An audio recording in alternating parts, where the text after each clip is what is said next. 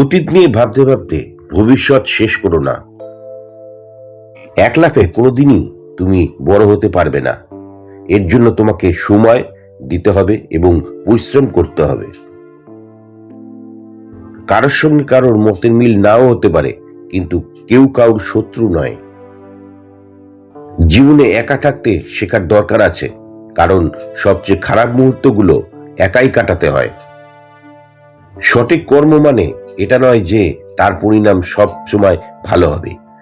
সঠিক কর্ম মানে এটাই যে তার উদ্দেশ্য কখনো অসৎ হবে না।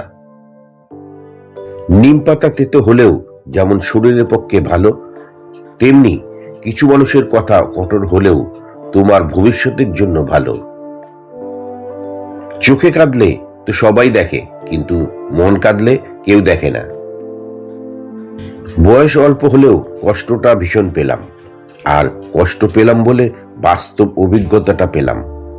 বাস্তব অভিজ্ঞতা পেলাম বলে মানুষ চিনতে শিখলাম, আর মানুষ চিনতে পারছি বলে কিছু মানুষের থেকে দূরে থাকতে শিখলাম।